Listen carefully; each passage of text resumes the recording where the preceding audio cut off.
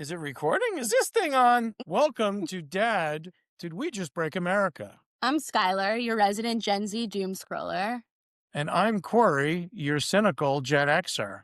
Okay, Dad, so I think our listeners probably know by now, but we have such great banter, but also I could talk for 36 years uninterrupted. And being that that's the case, and we're so self-aware in this new year, and we have such a great special guest, Let's just get into it. I think we should just dive right in. the great Shabbos Kestenbaum. Shabbos became a Jewish activist after October 7th. He was studying at Harvard's Divinity School, and him and a lot of other students faced a bunch of really outrageous acts of anti-Semitism from students, classmates, and staff at the school. That's even more mind-boggling than it was staff. So Shabbos is one of the lead people in the litigation against, or was one of the lead people in the litigation against Harvard, right? Yeah, so he ended up really having no choice but to sue the school because they refused to help or do anything to protect their Jewish students. Well, without further ado, ladies and gentlemen, we'd like to welcome our first guest. Shabbos Kestenbaum.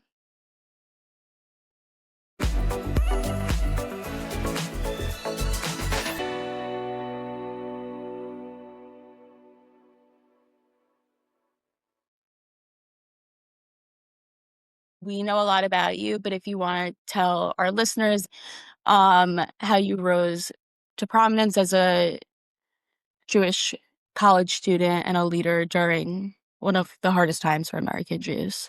Sure. So I'm not prominent, but I appreciate the compliment. What I would say is it's specifically because I'm quite ordinary that my story, I would say, is quite relevant in the sense of I come from an Orthodox American household. I'm one of 7 siblings, which is fairly typical for my community. And from a very early age, I was taught that being Jewish and being an American are not contradictory. On the contrary, they're quite complementary. My American patriotism influenced my Jewish values and vice versa, which is why at the Republican convention, I was very insistent that American values are Jewish values and Jewish values are American values. I went to Israel after high school, which again is fairly typical coming from the American Jewish Orthodox community. And I studied my religion and Jewish texts and Jewish wisdom and the Talmud and philosophy for 2 years. And then I decided I wanted to study religion on an academic lens from a secular perspective. Lo and behold, I went to Harvard for graduate school to study that very thing.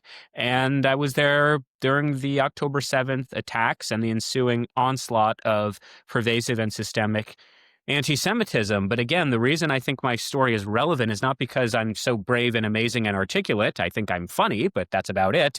It's simply because I did what literally anyone else can do, which is simply just speak. I went to social media. I had 2 followers at the time. One was my mom and one was a Russian bot that has since unfollowed me. And I just remember describing what I was experiencing as a Jewish student at Harvard. And I was only speaking on behalf of myself. And I continue for the most part to try to just speak on behalf of myself. And I guess there was an audience. People were interested in what I had to say. And social media led to actual media, which led to the Trump campaign, which led to being blessed and privileged to have a platform.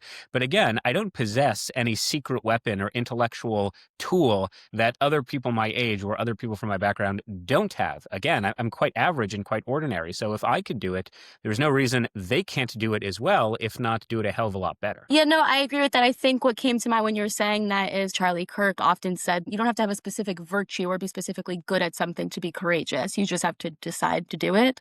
Correct. And Charlie Kirk, I think he did 1 semester at community college. Maybe it was 1 year of community college. But on paper, he's not a success story because he dropped out. But nevertheless, American culture and American society is one whereby we care not about a diploma. We care about dignity. We don't care about a degree. We care about your values. We care about what you as the individual can accomplish and what you stand for. And I think certainly post October 7th, from an internal Jewish perspective, it matters far less where you go to college and matters far more what are the things you fought for? Who are the people you stood by and stood up for? That is significantly more consequential than a resume or a piece of paper. You know, it's interesting. Our podcast is focused on the different perspectives between our generations, besides the fact of being, father and daughter, of, how I was raised, uh, you know, as a Jewish man in New York, and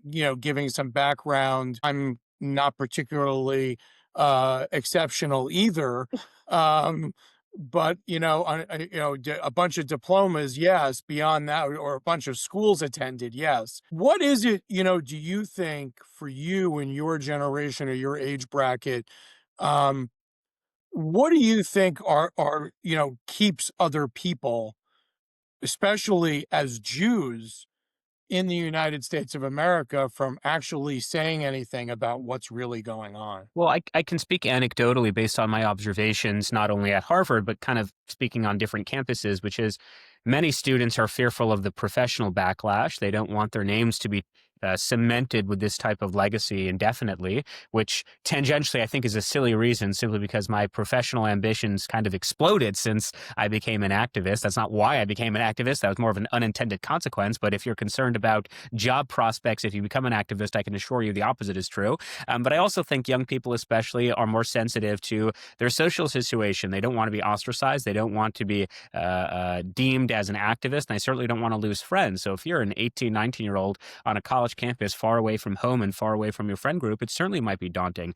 At Harvard, we had 5 plaintiffs sue the university, but I was the only named plaintiff. And again, that's not because I'm just so amazing. It's simply because we could not convince the other plaintiffs to also put their names on paper and to put their names out there. And I felt it was incredibly important for our story to be amplified, that the American people know that these are real people. These are not anonymous plaintiff number 1 and anonymous plaintiff number 2. No, these are like actual stories of actual people that's actually happening. So I would say it's the social pressure combined with this outlandish and inaccurate perception that your professional ambitions would be curtailed should you join in on this fight. And again, I think not only is my story a good story that refutes that, but there are hundreds of stories of like-minded individuals that I can point to that would refute that worry as well.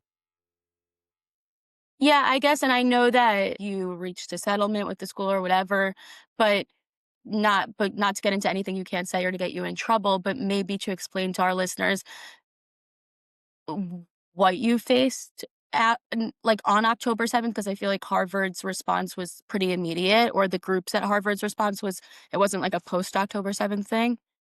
Yeah, Harvard's response was not immediate. That's the problem, because Harvard's students' response was immediate. So what I mean by that, and I Yeah. always say that the story of October 7th is not the story of October 7th, because Hamas is a dictatorial, tyrannical regime that should be obliterated from the face of the earth. But they're very clear as to what their goals are. I mean, you could read their charter online in English. They call for the eradication of the Jew from the river to the sea. So when terrorists commit acts of terrorism, it's bad. There should be a forceful response. But definitionally, that is what terrorists do.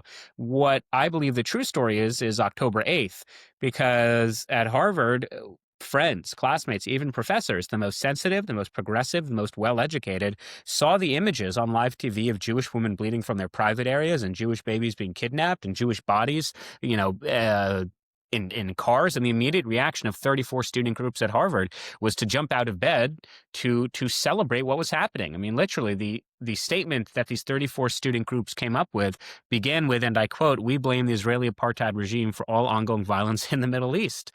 And in the Harvard student WhatsApp group that I was a part of, classmates, again, some of these were friends of mine.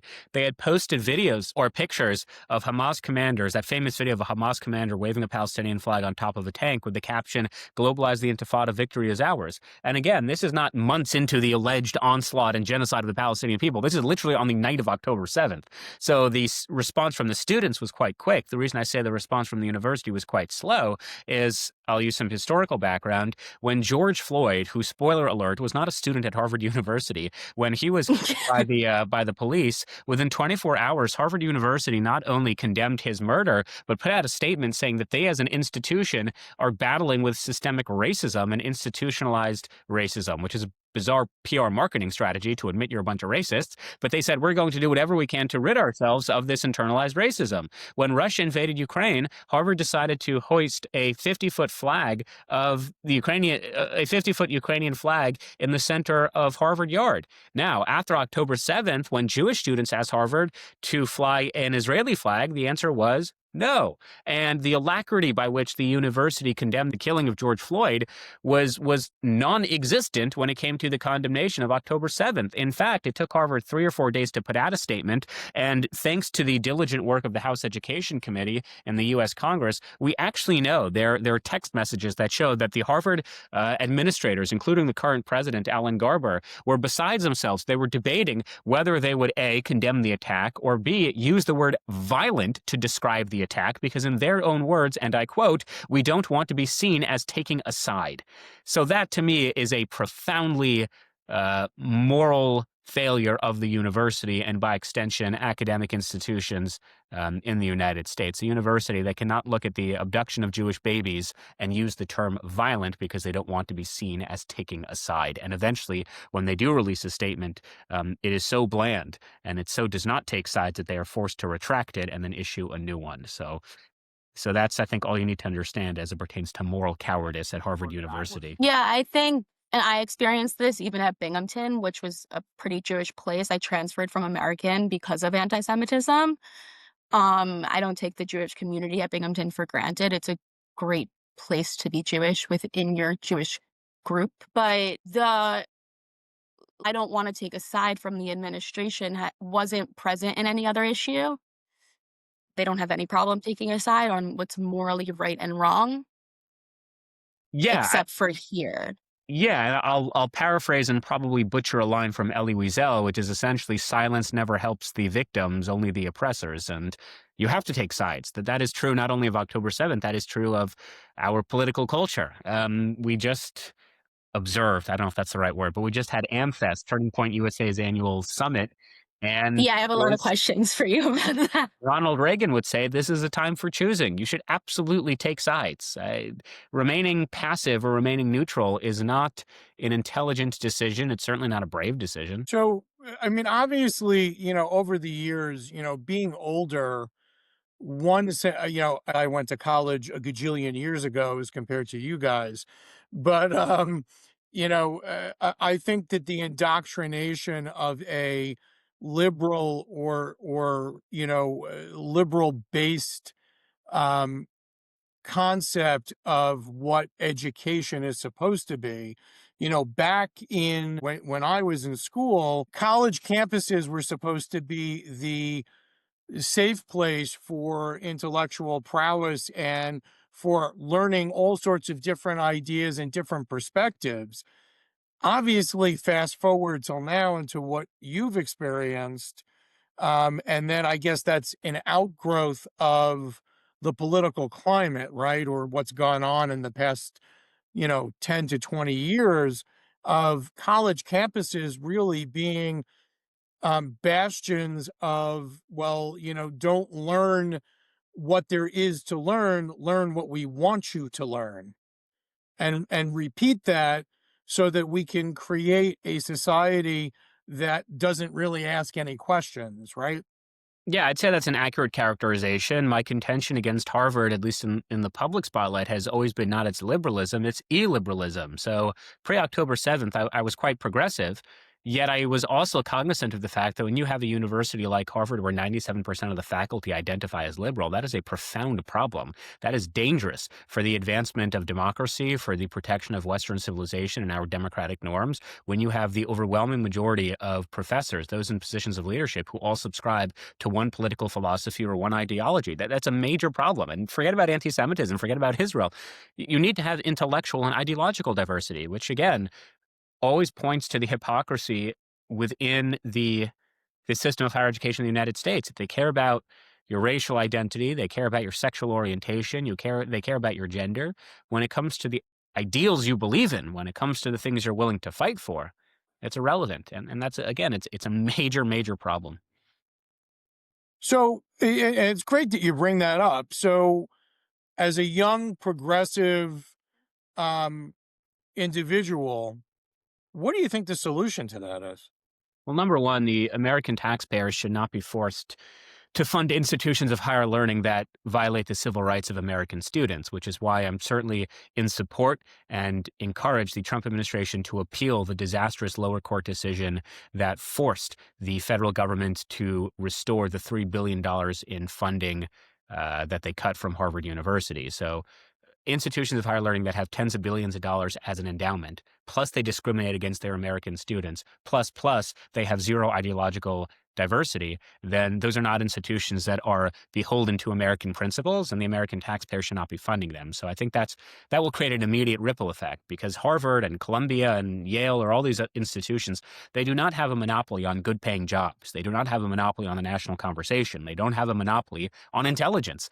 And we need competition in the marketplace. We need there to be alternative modes of education and alternative universities, which is why I'm quite enthusiastic pertaining to Barry Weiss's University of Austin. I think that's a really good indication of what's to come. So that's number one: defund these universities unless they, or until they can prove that they are befitting of the American taxpayer money.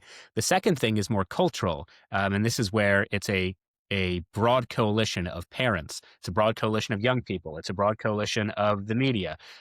People need to recognize what I was saying earlier, that we should not value an individual based on where they went to college. We should not value an individual based on the degree. We value or evaluate the individual based on the skills they bring to the table, the values they are willing to fight for, and the things they believe in. I think that's far more important. Now, there are obvious exceptions. So, for example, doctors still need to go to medical school and lawyers still need to go to law school. But the idea of, I have a degree from Harvard University and therefore I'm entitled to have my conversation or my ideas be elevated, I think that's really, really silly. Yeah, I guess, and we spoke like around this time last year. I thought what you had to say was great and I felt seen. But I was also most interested in the political evolution that you kind of went through, and I don't think it's unique to you, but as somebody that's always been a conservative or right-leaning, I can only assume or draw conclusion or inference about what went on inside the party and where this left-wing anti-Semitism or normalization of this behavior came from. So I'm curious about what you think of that, if you saw signs of it, or if it kinda, like, smacked you in the face on October 7th. Yeah, I would say yes and no as it pertains to the speculation of the anti-Semitism. And again, I don't want to just say anti-Semitism, because it's not just anti-Semitism. It's really just a failure of critical thinking. It's really anti-Westernism. It's anti-Americanism. Again, Yeah. anti-Semitism is a really good manifestation of this, but it's not anti-Semitism within a vacuum. It's really just grievance culture. So this is not a unique approach. This is something I'm sure you either agree with or you've been told or heard this before, which is leftism has created a binary structure within American culture. It has created two classifications of peoples, whereby you are either the oppressed or you are the oppressor. And white people, and by extension Jews, because Jews have the misfortune of being mischaracterized as white, even though that's certainly not true. Ethiopian Jews and Mizrahi Jews and Bukharian Jews would certainly disagree with that characterization, but Sure. Yeah. because we are deemed as part of the white oppressive class. Whether it was 4 babies or 40,000 babies who were beheaded on October 7th, it really doesn't matter, because as my classmates will tell you, as they've told me, resistance is justified when people are occupied. There's really no moral depravity or evil that Hamas, Hezbollah, the Houthis can fall to that would not raise condemnation, because, again, so long as you are on the oppressed class, you can do whatever it is you would like to rid yourself of that oppression, which is why Luigi Mangione, for example, who's the University of Pennsylvania graduate who shot and killed United Healthcare CEO Brian Thompson in broad daylight, he's been condemned by every single age demographic in the country, with one notable exception. And that one notable exception is 18 to 24-year-olds. It's young people, because young people truly believe that if you are part of this oppressed class, then you can do whatever it is you would like to rid yourself of that oppression, whether it means kidnapping Jewish babies in Gaza or whether it means assassinating a father of 4 in broad daylight. You not only have that ability, but you are actually encouraged to go and do that thing. And I don't think I was truly aware of how pervasive that mentality was within leftism until October 7th, because quite selfishly, if that was the first time I actually saw it personally, I saw it in a very direct manner. When you have friends and classmates, again, on the night of October 7th, calling for an intifada, calling for the eradication of Western civilization, celebrating, brutal killings, that was probably my wake-up call to something that I was probably aware of, but more willing to sweep under the rug. And that's obviously something I'm embarrassed about. That's something I have to apologize for not recognizing it much earlier. But nevertheless, now that I have recognized it, I will continue to speak out as loudly and publicly as I can against this very dangerous grievance culture that allows and encourages the total anarchy of society. And the reason we talk about the woke right is because the woke right are individuals who present themselves as conservative when A, they're not, but B, they've adopted this grievance culture as well. That the reason I can't have a steady job, the reason I can't have a successful relationship, the reason, no woman wants to date me is because something, something the Jews or something, something Israel or something, something the billionaires. That is a really, really destructive mentality. And I think it's one of the greatest threats facing American Gen Zers, just this ability to, or inability to recognize that it is you who are responsible for your life choices and do not blame others for your situation in life. It's interesting because we've been talking, obviously, being in New York, we've been talking about, and I'm the grandson of a Tammany Hall politician. So, and my whole family were, devout Democrats because, the bastion of political power in the city and state of New York was the Democratic Party.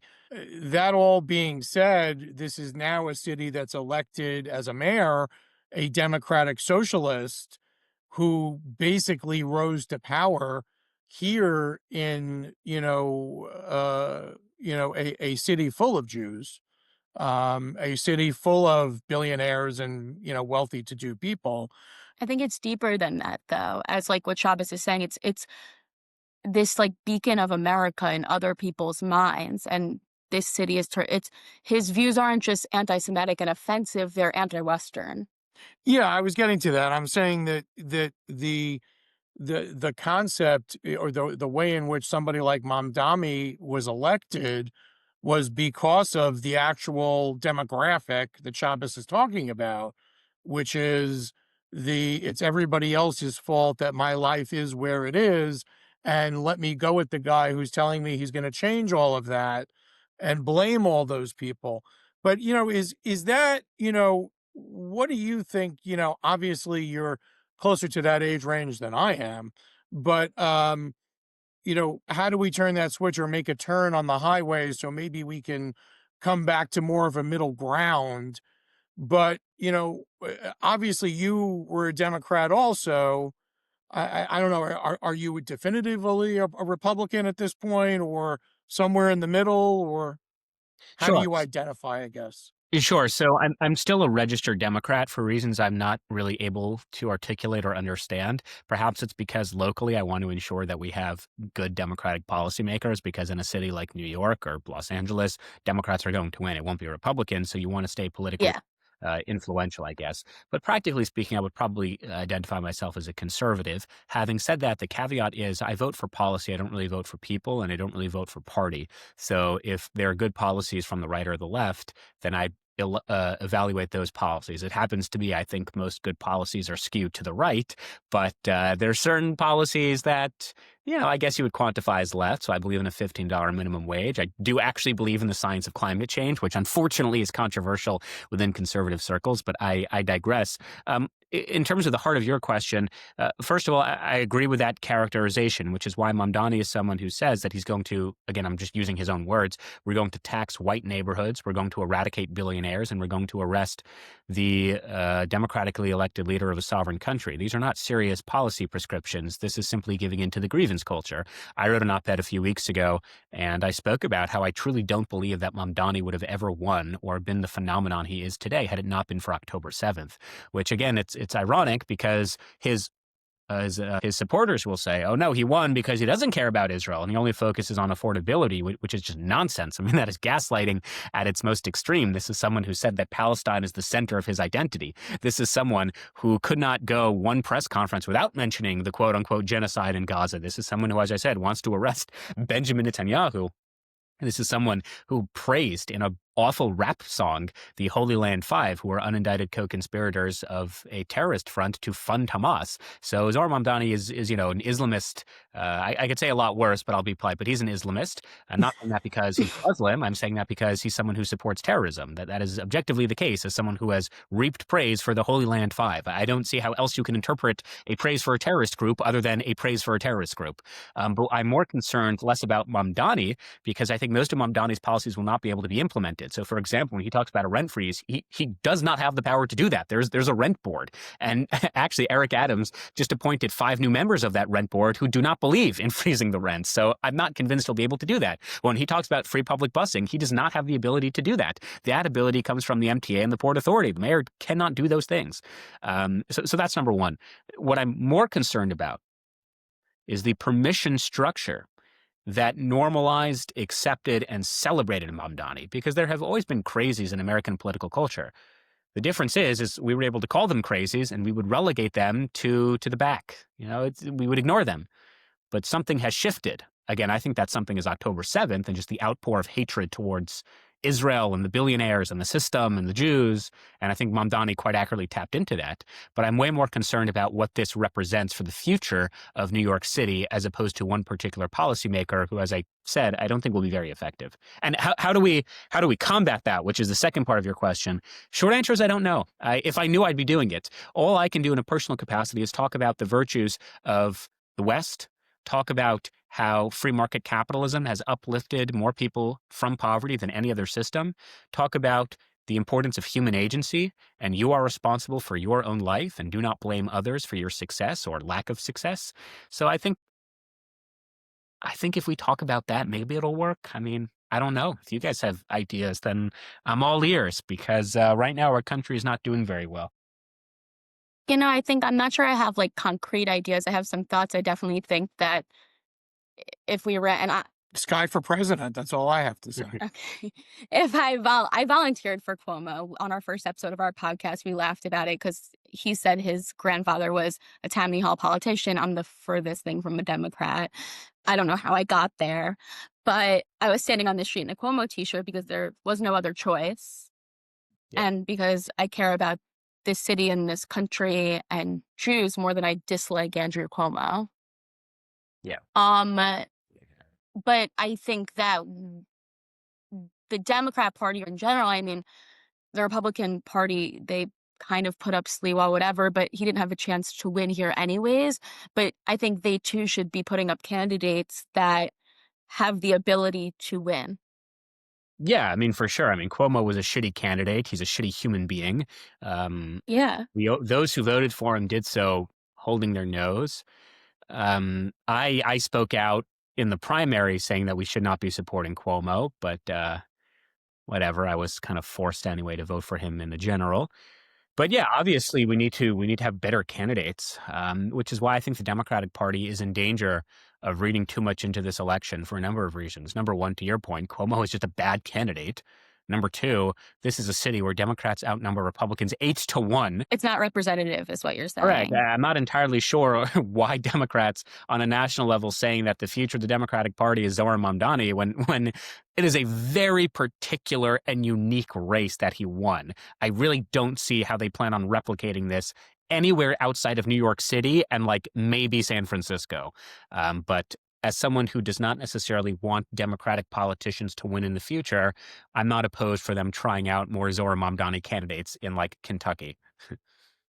Yeah, that's a good idea. I think you said something about the woke right, and I have a lot of questions about that.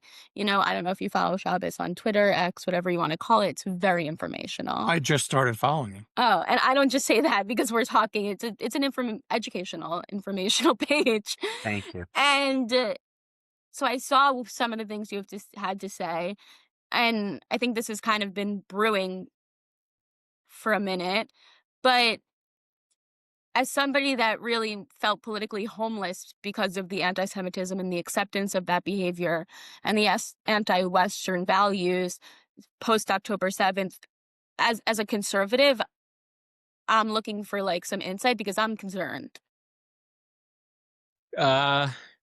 Yeah, I'm concerned too. I don't have a good answer for you. Well, just because you mentioned my Twitter, it happens to be the last thing I posted on my Twitter was an interview or really a discussion I had with James Lindsay, who's one of the founders, or at least he coined the term woke right. So we spoke about this new phenomenon. Look, I'll sound like a broken record, and I'll just rehash what I keep saying, which is I think what's good for conservatism is also what's good for America. And true conservatism, free market principles, religious freedom, the promotion of individual liberties, that's like very good for our country. And the conservative movement is in danger of adopting tactics of the left. And I left the left because they acquiesced and placated and surrendered to their crazies. And the conservatives are in danger of doing the exact same thing. And I would just urge them with every fiber of their being to fight this, because on a pragmatic political level, they will lose elections. They will lose elections if they normalize the type of crap that we saw a little bit of at AmFest, at the Turning Point USA Summit. And then more broadly speaking, it's just really destructive to young people to tell them that all of their flaws or faults in life are the result of this undefined shadowy group. That's not going to help anyone. That is just the demoralization of America's Gen Z. It's a big, big problem.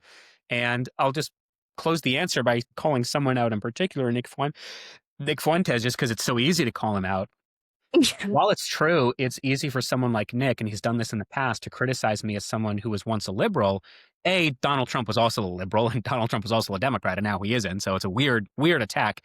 But B, it's true. I was a liberal. And then the last 3 years, I not only became a conservative, but I spoke at the RNC. I spoke at Trump rallies. I registered voters to support President Trump. I don't want to sound arrogant, God forbid, but I would say of all the keep-a-wearing Trump supporters, I was probably one of the more well-known ones. I very much put my name out there in support of the president. Meanwhile, Nick Fuentes was telling his followers, or at least he was threatening his followers, that he would go to Michigan and he would register voters for Kamala Harris. This is someone who did not support the president. So I always have this line, because I think it's very funny, of when I was on Piers Morgan and I said, Piers, I feel like I'm on crazy pills, taking the line from Zoolander, because I supported Trump and I'm a MAGA conservative. That's why I voted for him. Nick isn't, by his own admission. He's not a conservative. He's not a Republican. He's not MAGA. He's someone who's, quote, on Team Hitler. So why are we giving individuals like this a microphone? Why are we platforming him? Why are we normalizing him and refusing to engage with individuals who believe that we should arrest all blacks, that we should rape women whom we disagree with politically, that we should shoot Republican state legislators whom we disagree with? Refusing to engage with those people is not engaging in cancel culture. It's engaging in common sense. And conservatism used to know this, right? William Buckley was absolutely right to kick out the John Birch Society, and the Republican Party was stronger and better as a result. And now we just have this bizarre, warped pseudo sense of free speech. I just spoke with Scott Jennings, who's, the CNN commentator who's incredible. Mm-hmm. And he had this great point. He said, if someone believed that we needed 100% taxation, right? 100% taxation. That's not offensive. That's not demoralizing, but it's really stupid policy. So are we curtailing his free speech by not amplifying that policy at AmFest? By not bringing him on our conferences at Turning Point USA? No, because we're a conservative movement and we don't believe in that thing. Yet, for whatever reason, when it comes to people who are on Team Hitler, all of a sudden we have to contend with that. We have to invite them to our conferences. Otherwise, it's cancellation. It's total nonsense, and that's not what free speech is at all.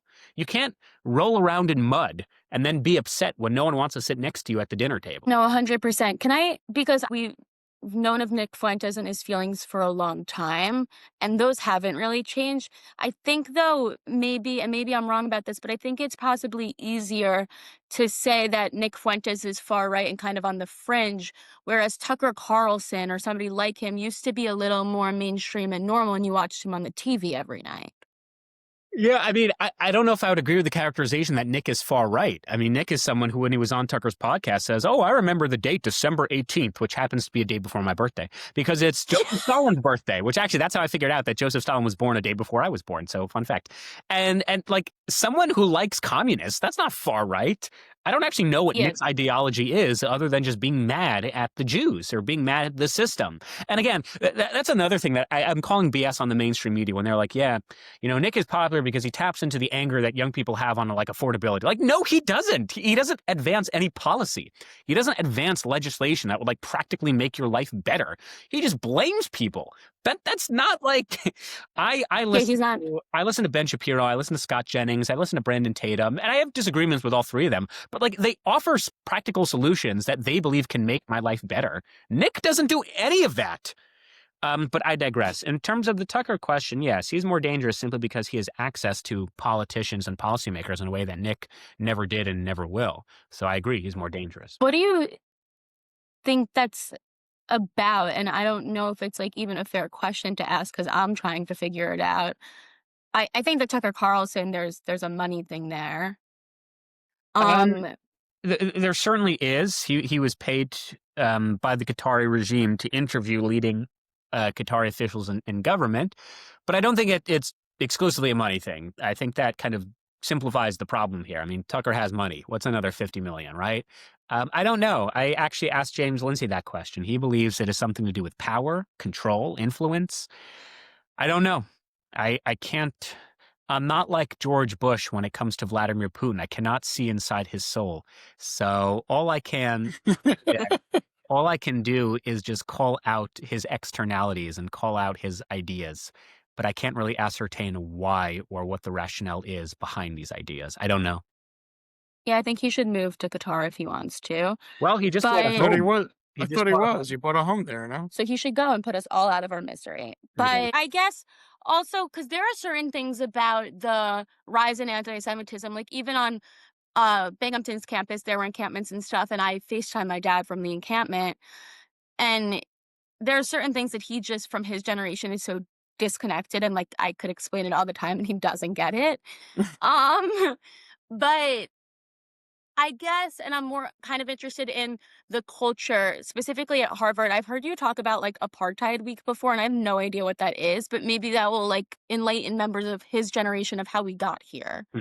Well, or how it became truth be normalized. told, I don't know if they do Apartheid Week anymore. Maybe it's just Apartheid Day because of budget cuts. I'm not actually sure. I've since graduated, so I haven't really kept up. But Apartheid Week is exactly what it sounds like, and it's not just unique to Harvard. It's a national movement. It typically falls out during Passover. At least my second year, I don't remember my first year, but at least my second year, Apartheid Week was on Passover. But it's organized by the National Students for Justice in Palestine, and the idea is you build an apartheid wall, which is the security wall that Israel has between Israel proper and some of the territories in the West Bank to keep the infiltration of terrorists out. And in fact, the only reason the security barrier exists is because of the Intifada. So it's a bit of a catch-22 because the National Students for Justice in Palestine believe in an Intifada, but then they get upset when Israel takes security measures in response to the Intifada. But I digress. And it's exactly what it sounds like. They build, a massive 10-foot concrete barrier, and they talk about how the Palestinians are going through a Holocaust, and they talk about how this is an apartheid wall, and there are two classes of peoples within Israel. And it's silly. That's what it is. It's just silly. It's so divorced from reality. And I'm always happy to have conversations and engage in dialogue or even debate with those on the political left or those on the political right or those who are anti-Israel or pro-Israel. But it is the pro-Palestinians who almost never debate me. At Harvard, we could not find a single pro-Palestinian who was willing to debate for a major network television who wanted to do a live debate on Harvard's campus between me as the token pro-Israel Jew, and they wanted a token pro-Palestinian. And we couldn't find one who was willing to debate us because, in their own words, we don't legitimize Zionists. We don't talk to Zionists. So they're just divorced from reality. They really are. I can't identify a single difference in the civil rights between an Arab Muslim citizen of Israel and a Jewish Ashkenazi citizen of Israel. I just can't identify one. Maybe they can educate me if they'd like to have a conversation with me. But as I said, it's just so divorced from reality. Yeah, I had said when it started getting crazy on campuses, and some of my friends laughed at me, but I'm not a psychologist or a doctor, but And don't blame it on TV. I was really kind of serious. I was like, these people, it's like a form of a mental illness because you could have a conversation with somebody and disagree with them, like you said, but it's really hard to have a conversation with somebody in which the other person is not working in the same reality. Yeah, we can debate opinions. We can't debate facts. And unfortunately, too much of the American political culture today, especially vis-a-vis Israel-Palestine, is debating facts, which is silly. What would you say to people who like don't understand about or maybe are Jewish and like taking the pro-Palestinian side because they don't fully understand the indoctrination. What do you say about classes and courses that are so singularly focused on this one issue? Yeah, Like there's genocide happening all over the world, like it's real a good genocide. it's a good question. It's easy for us in the American Jewish community to sort of point fingers and blame others, but the reality is 35% of New York Jews voted for Zohar Mamdani. The reality is of the many people who called for an intifada, who took part in the encampments, who followed me personally on my way to class, a lot of those people were Jews, a lot of them. And we have to contend with the cancer within our midst. I'm not referring to the Jews as the cancer, I'm referring to their beliefs as the cancer. There's a profound moral and religious failing amongst the American Jewish leadership and the American Jewish establishment, where we have totally allowed and normalized a culture of this pseudo intellectualism whereby truly believe, Jews truly believe that the most authentic expression of their Jewish identity is, in fact, a call for a globalized intifada.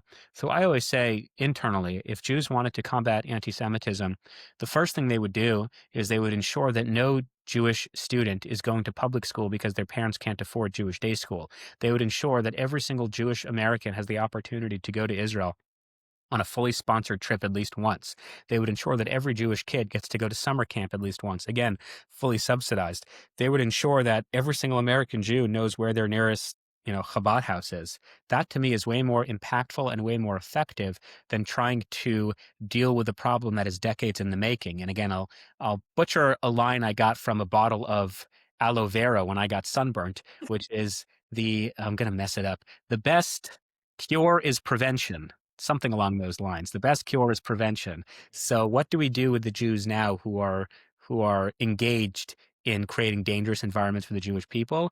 Education. But it's very, very difficult. What will be less difficult is if we can prevent these Jews in the future from having these dangerous mentalities. That would be way more effective. And I know many of these Jews, both from Harvard and just from my activism. And these are Jews who've never been to a Jewish day school. They can't speak Hebrew. They can't point to Israel on a map. They certainly have never been to Israel. They can't identify a mitzvah outside of Tikkun Olam, which out of 613 options, that's not even one of them. And they just have a stunning lack of education. I think that's what bothers me the most, actually. Not I think. That's actually what bothers me the most. It's not their ideals or their opinions. It's the fact that their ideals and opinions are rooted in such profound and confident levels of ignorance. I mean, it's shocking. And I'll say this on a religious level too. You don't have to keep Shabbat, right? I mean, I think you should. I think you'll find meaning in it, but you don't have to keep Shabbat. What you absolutely do have to do is you have to be an educated Jewish person and understand what Shabbat is and spend time in Israel and learn with a rabbi or rebbitzin and ask questions and have a mentor and an educator. And after years and years of toiling and struggling and questioning, what is Shabbat? What is my what is my role in the Jewish community? If after all of that you've decided Shabbat's not for me, I don't agree with your conclusion, but at least I can respect the conclusion because it's based on evidence, it's based on experience, it's based on knowledge, as opposed to so many young American Jews today who know nothing about nothing. I mean, it's appalling to see the levels of uneducation, which I don't even think is a word, but the profound levels of ignorance. It is now. It is now. That really is what keeps me up at night. It's not that people don't like Jewish people. I mean, go figure. That's kind of been the story for 3,000 years. It's that there's a stunning lack of education within American Jews. I think it's a very good point. I could personally tell you that in growing up and through adulthood, that there was a staggering reduction for many, many years in Jewish education, Jewish inclusion, and in people who grew up even much more religious than, let's say, I did, and the lack of attention to tradition and what it really means to be Jewish. So I do completely agree with that. Thank you. At least someone agrees with me. No, we agree with you. I had my dad watch some of your things, so I rewatched, and I had never heard the story about where you found out you got into Harvard before, Yeah. and the conversation with your dad. I think that's really interesting, and then I kind of have a question about it. Yeah, sure. I go to Poland a lot. I work with the Jewish community, particularly the Jewish Community Center of Krakow, led by Jonathan Ornstein. And yeah, I was in Auschwitz. This was shortly after Russia had invaded Ukraine. I know exactly when it was. It was Purim of 2022, so around March. And I knew that the decisions were being released that week. I wasn't sure exactly when, but I knew it was that week. And as I was entering Auschwitz-Birkenau, I got an alert, an email notification from the admissions office at Harvard, and I figured that's what it was. And I said, well, I'm in Auschwitz-Birkenau. It's really not appropriate. I need to have the right mindset. So I ignored it. And for those who haven't been to Auschwitz, you absolutely must go for many reasons. But if you have gone, you'll know unfortunately a pretty big place. The scale of institutionalized genocide is shocking. But anyway, about 2-3 hours in, I just couldn't resist the urge anymore. And I look at my notification, and it turns out I did in fact get accepted, and I was just a couple of feet away from one of the gas chambers. And I had this very bizarre emotional reaction. And so I called my dad later that night and I said, I think that was really inappropriate of me because I couldn't resist this individual urge to look at the email. But at the same time, I had to have involved myself in the suffering of our people. And that probably wasn't appropriate of me. And my dad kind of said, if anything, that's actually a great manifestation of the Jewish people, that 80 years ago, we were facing one situation. And 80 years later, look how far we've come. We're climbing at the upper echelons of American society. We believe in education and of making something of yourself. And so I thought that was a really interesting perspective. It certainly calmed my sense of shame and embarrassment to have looked at that email in Auschwitz. So in some ways, it was a full circle moment. It was beautiful, and it also made me think about what you're doing now and what going to Harvard led to, and this awful time for Jews again that feels, I'm not going to compare it to the Holocaust, but that feels similar, or this rise in anti-Semitism, and if that stands out to you. Sure. I mean, I actually said this when I testified. I think it was the House Judiciary Committee, where I had said, obviously, there are differences, major differences between the treatment of German Jews in the 1930s and the treatment of American Jews in the 2020s, obviously. But one eerie similarity that I can't escape is the acceptance, the normalization, and celebration of Jew hatred, particularly on our college campuses. One of the first book burnings in Nazi Germany was at the University of Berlin. And where did they get the books from? They got it from the university library. And who were the people throwing the books in the fire? They were the university students. So that is a similarity that I do see. Again, the treatment is radically different and the outcomes thus far have been radically different. So I'm not comparing the two. What I am saying is one apt comparison, only one, is the treatment and the acceptance and the normalization of anti-Semitism. Because I used to work for the Claims Conference, and they would always say that it began with words, and I never really knew what they meant by that, and now I do. The Holocaust did not begin with Auschwitz. It did not begin with book burnings. It did not begin with gas chambers. It began with the acceptance, the normalization, and the celebration of Jew hatred. So absolutely, it did in fact begin with words.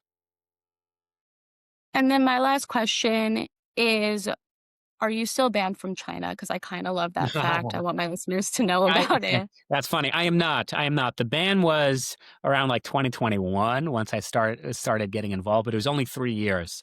So I am no longer, but at the same time, I really have no desire to visit China. So even if it was an indefinite ban, I wouldn't really care. I will continue to work and elevate the struggles that the Uyghurs are experiencing. That is an actual genocide, not a fictional genocide. And we Jews have a particular obligation to speak out against it. Yeah, for sure. Thank you so much for your time. Tell everybody where they could find you, where nice Jewish women could find you, all the Nice Jewish things. women. You could find me. You could DM me on Instagram and Twitter. Just type in my name. I'm the only Shabbos Kestenbaum I know of, so you won't have too much of a hard time finding my account. Thank you so Thank you much. so much. It was a great pleasure to meet you and talk about this stuff. Thank you, guys. I appreciate it. Great conversation. It's amazing to me how someone like Shabbos was treated on a college campus. And it's amazing to me how, hats off to him for being able to stand up for not only himself, but for Jews as a whole, right? To actually become I guess really an activist is what you would call him, right? And to speak out and stand up and be heard. And that is very commendable, because that's what you have to do in order to stop what could possibly become something much, much worse. An amazing show of force. Harvard University, they have an endowment the size of Gibraltar, so they can keep somebody in court and fight somebody legally from now until doomsday.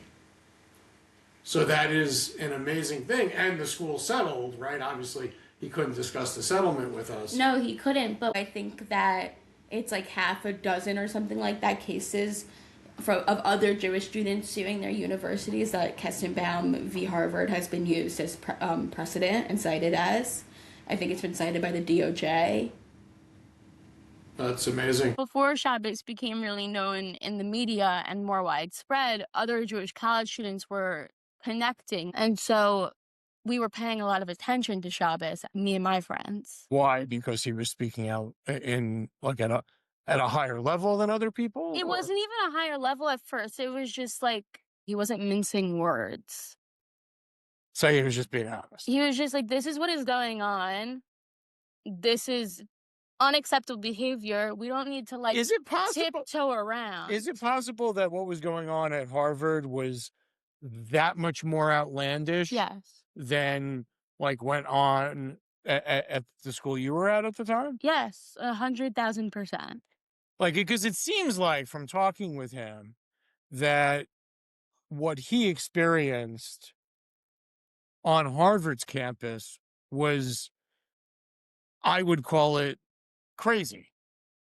So crazy that, and I've heard him speak about this, in the days following October 7th, he bought a one-way ticket to Israel. And he felt like he had to be there, but he also did not want to go back to Harvard and had to get off the campus. That's actually really sad. Really sad. But so we looked up to Shabbos, and then as I kept following him, I found his viewpoint so interesting because I could talk about what was going on that I saw going on the left till I was blue in the face, but it has a lot more credibility coming from him. To me, you could just write me off as well, you're a Republican, you're a Trumper, you're this, that, and the other thing, so of course you're going to say that. You're saying because Shabbos is a Democrat and was pretty far left. Yeah. So you're saying that because he's so, or was prior to this whole incident that led to his disenchantment with the Democratic Party and Democratic thought process, it's different coming from somebody who was really on the left and now hearing what he has to say. And I got to tell you, it's really refreshing. It really does show, though. I think there's hope in meeting Shabbos and speaking with him. I think there's hope. I really do.